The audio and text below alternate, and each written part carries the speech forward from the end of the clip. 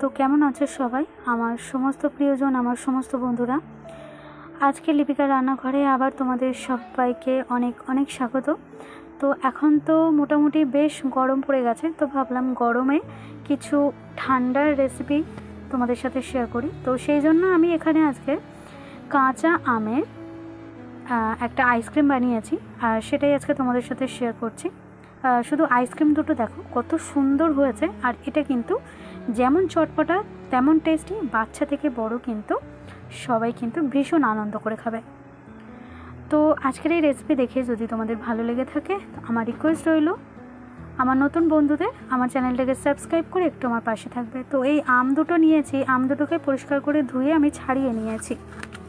এবারে আমি এখানে একটা গ্রেটার নিয়েছি, আর এই আম দুটোকে আমি ভালো করে গ্রেট করে নেব। আমের মধ্যে একটু আঁটি বসে গেছে, যদি কচি আঁটি থাকে তাহলে মাঝখান থেকে কেটে নিয়ে আঁটিটা বাদ দিয়ে গ্রেট করে নেবে।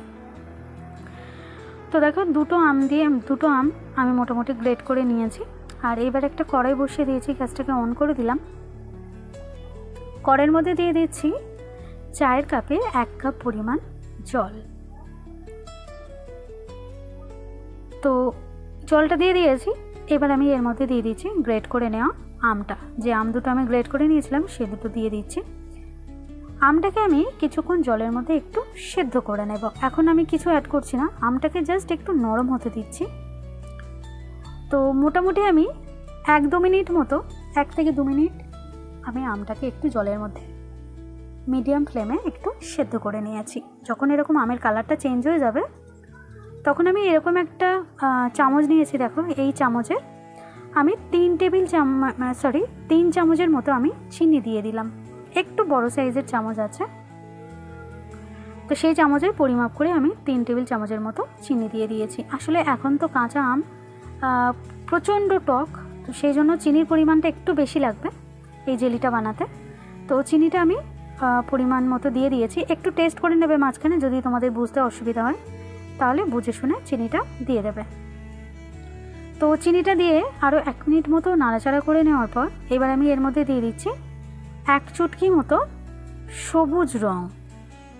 তো একদম সামান্য একটুখানি খাবার রং এখানে দিয়ে দিলাম, ফুড কালার দিয়ে এবার এই রংটাকে এই আমের সাথে খুব ভালোভাবে মিশিয়ে নেব।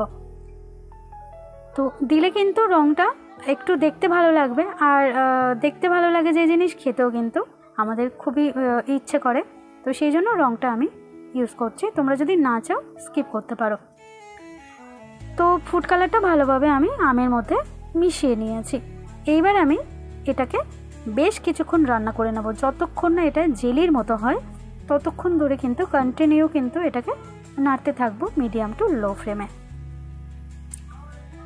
তো একটু মনে হচ্ছে চিনি কম হয়েছে, সেই জন্য আমি আরও ওই চামচের 1 চামচ চিনি দিয়ে দিলাম। তাহলে মোট আমি 4 চামচের মতো চিনি দিয়েছি, মাঝারি সাইজের চামচটা ছিল। তো এইবার এটাকে ভালো করে রান্না করে নেব যতক্ষণ না এটা জেলির আকারে হয় ততক্ষণ। তো দেখো এবার কিন্তু এটা জেলির আকারে এসে গেছে। আর এর থেকে বেশি ড্রাই করব না, তাহলে কিন্তু কড়ার গায়ে চিপকে যাবে, তোলা যাবে না। তো এবার আমি গ্যাসটাকে অফ করে দিয়েছি, আর এটাকে এবার ঠান্ডা করে নেব। তো নেড়ে চড়ে মোটামুটি হাওয়াতে একটু ঠান্ডা করে নিয়েছি। দেখো এরকম জেলির মতো হয়ে গেছে। তো এটাকে কিন্তু এবার একটা কন্টেনারে তুলে নিচ্ছি, এটা পুরো ঠান্ডা হয়ে গেছে। আর এটাকে ফ্রিজে রেখে পুরো গরম ভোর কিন্তু তোমরা এই আইসক্রিমটা বানাতে পারবে। তো আমি এটাকে ফ্রিজে প্রায় মাস 3-4 মতো রেখে দেবো, যতদিন মোটামুটি গরম থাকছে আর কি। বর্ষার সময়ও খাবো, তো সেই বুঝে শুনে দুটো আম দিয়ে করেছি। এবার আমি আইসক্রিম বানাবো কীভাবে সেটা তোমাদের সাথে শেয়ার করছি। দেখো এখানে আমি একটা বাটি নিয়েছি, বাটির মধ্যে দিয়ে দিচ্ছি পরিমাণ মতো জল। তো বেশ 5-6 জন মিলে খাবো, তো সেই জন্য একটু জলের পরিমাণ এরকম নিয়েছি। এবার আমি এর মধ্যে দিয়ে দিচ্ছি 2 টেবিল চামচের মতো চিনি। চিনিটাকে ভালো করে একটু মিশিয়ে নেব জলের মধ্যে। আর তার আগে আমি এর মধ্যে যে জেলিটা তৈরি করেছিলাম এই জেলিটাকে আমি 1 টেবিল চামচের মতো দিয়ে দিচ্ছি। তো আমি 1/2 টেবিল চামচ করে দুবার দিলাম, মোট 1 টেবিল চামচ দিয়েছি। দিয়ে এবার চিনি আর এই যে আমের জেলিটা এটাকে জলের মধ্যে ভালো করে আমি মিশিয়ে নেব। তো চলো এটাকে আমি সুন্দর করে মিশিয়ে নিচ্ছি জলের মধ্যে। যতক্ষণ এটা প্রপারলি মিশছে, চিনিটাও যতক্ষণ না গলছে ততক্ষণ কিন্তু এরকম নাড়াচাড়া করে মিশিয়ে নিতে হবে। দেখো চিনি পুরো গলে গেছে। এবার আমি এই জলের মধ্যে দিয়ে দেব চাট মশলা। চাট মশলার বদলে কিন্তু তোমরা জলজিরাও দিতে পারো, অসুবিধা নেই। তো আমি এখানে চাট মশলা প্রথমে আমি 1.25 টেবিল চামচ দিয়ে দিলাম, আর তারপরে 1/2 টেবিল চামচের মতো, এখানে 1/2 টেবিল চামচের একটু কম আছে, এখানে একটু বিট লবণ দিয়ে দিলাম। মশলাটা মনে হচ্ছিলো একটু টেস্ট করে কম লাগছে, সেই জন্য আরও একটু মশলা অ্যাড করে দিলাম। তাহলে কিন্তু মোট আমি এখানে 1 টেবিল চামচের মতো চাট মশলা দিলাম, আর অল্প একটু পরিমাণ লবণ দিয়েছি। তো আমি একটু টেস্ট করে দেখে নিচ্ছি সব কিছু পারফেক্ট এসেছে।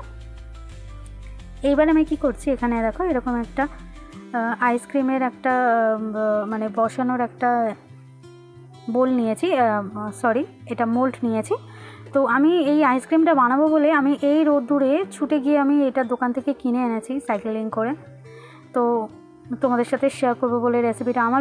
আমার কিন্তু বন্ধুরা, তোমাদের কাছে একটা রিকোয়েস্ট বন্ধুরা, তোমরা প্লিজ আমাকে একটু সাপোর্ট করো, যাতে আমার এই ছোট্ট চ্যানেলটাকে আমি একটু এগিয়ে নিয়ে যেতে পারি। একটা রেসিপি কিন্তু বানাতে কিন্তু তোমাদের সামনে তৈরি করে পুরো দেখাতে কিন্তু অনেকটা সময় লাগে। তো তোমরা আমার যদি একটু ভালোবেসে থাকো বা আমার প্রতি যদি তোমাদের একটু সহানুভূতি থাকে, তাহলে প্লিজ আমার চ্যানেলটাকে সাবস্ক্রাইব করে একটু আমার পাশে থাকো। তো এই যে আইসক্রিমের মোল্ডের মধ্যে যে দাগ মতো রয়েছে ওই পর্যন্তই কিন্তু জলটাকে ভরতে হবে। বেশি ভরেছিলাম দেখো উপচে যাচ্ছিলাম, তো সেরকমভাবে একটু মেজারমেন্ট করে ভরে নিয়েছি। তারপরে ওপর থেকে কাঠিগুলো দিয়ে দিয়েছি। এইবার এটাকে আমি একদিনের মতো মানে 24 ঘন্টা ফ্রিজ আপ করবো। তো আমি আজকে মানে আগের দিন 24 ঘন্টা ঠিক করিনি, আগের দিন সন্ধ্যেবেলা এটা বানিয়ে পরের দিন বিকেলবেলা এটা আমি দেখাচ্ছি। দেখো আমি এটা আমার জায়ের বাড়ি, আমার বাড়িতে কোনো ফ্রিজ নেই, তো সেই জন্য আমার জায়ের বাড়িতে এটা ফ্রিজে দিয়েছিলাম। ওই এটা খুলছে, ওর বাড়িতে আবার গেস্ট এসেছিলো, ওর ননদকে দিয়েছে খেতে, তো সেও বলেছে দারুণ টেস্ট হয়েছিল। তো আমার যা দেখো এটা তুলছে।